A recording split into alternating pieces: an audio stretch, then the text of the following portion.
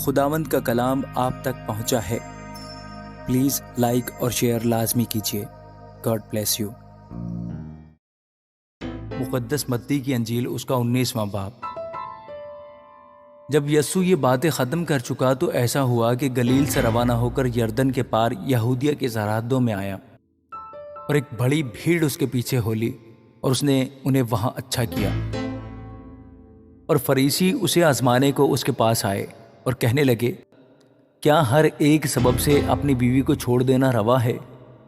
اس نے جواب میں کہا، کیا تم نے نہیں پڑھا کہ جس نے انہیں بنایا اس نے ابتدا ہی سے انہیں مرد اور عورت بنا کر کہا کہ اس سبب سے مرد باپ سے اور ماں سے جدا ہو کر اپنی بیوی کے ساتھ رہے گا، اور وہ دونوں ایک جسم ہوں گے۔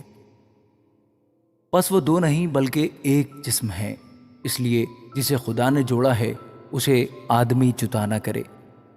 انہوں نے اس سے کہا، پھر موسیٰ نے کیوں حکم دیا ہے کہ طلاق نامہ دے کر چھوڑ دی جائے؟ اس نے ان سے کہا کہ موسیٰ نے تمہاری سخت دلی کے سبب سے تم کو اپنی بیویوں کو چھوڑ دینے کی اجازت دی، مگر ابتدا سے ایسا نہ تھا۔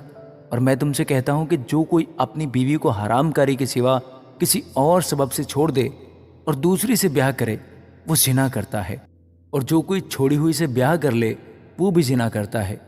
شاگردوں نے اس سے کہا کہ اگر مرد کا بیوی کے ساتھ ایسا ہی حال ہے تو بیاہ کرنا ہی اچھا نہیں۔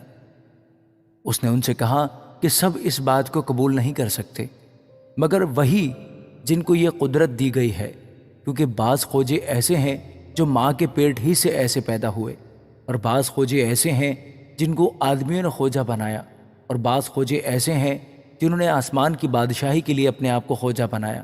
جو قبول کر سکتا ہے وہ قبول کرے۔ اس وقت لوگ بچوں کو اس کے پاس لائے تاکہ وہ ان پر ہاتھ رکھے اور دعا دے، مگر شاگردوں نے انہیں جھڑکا۔ لیکن یسوع نے کہا، بچوں کو میرے پاس آنے دو اور انہیں منع نہ کرو، کیونکہ آسمان کی بادشاہی ایسوں ہی کی ہے۔ اور وہ ان پر ہاتھ رکھ کر وہاں سے چلا گیا۔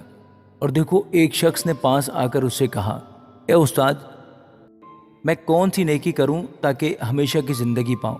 اس نے اس سے کہا کہ تم مجھ سے نیکی کی بابت کیوں پوچھتا ہے؟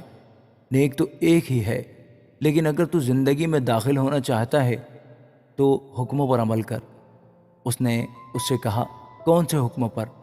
یسوع نے کہا، یہ کہ خون نہ کر، زنا نہ کر، چوری نہ کر، جھوٹی گواہی نہ دے، اپنے باپ کی اور ماں کی عزت کر، اور اپنے پڑوسی سے اپنی مانند محبت رکھ۔ اس جوان نے اس سے کہا، میں نے ان سب پر عمل کیا ہے، اب مجھ میں کس بات کی کمی ہے؟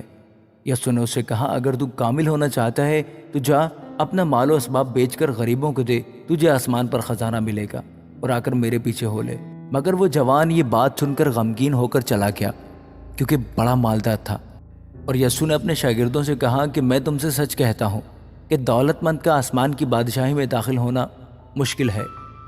اور پھر تم سے کہتا ہوں کہ اونٹ کا سوئی کے ناکے میں سے نکل جانا اس سے آسان ہے کہ دولت مند خدا کی بادشاہی میں داخل ہو۔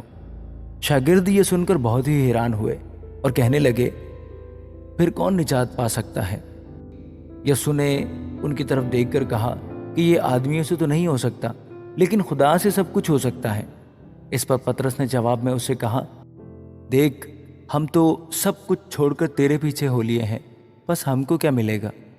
یسوع نے ان سے کہا، میں تم سے سچ کہتا ہوں کہ جب ابن آدم نئی پیدائش میں اپنے جلال کے تخت پر بیٹھے گا تو تم بھی جو میرے پیچھے ہو لیے ہو 12 تختوں پر بیٹھ کر اسرائیل کے 12 قبیلوں کا انصاف کرو گے۔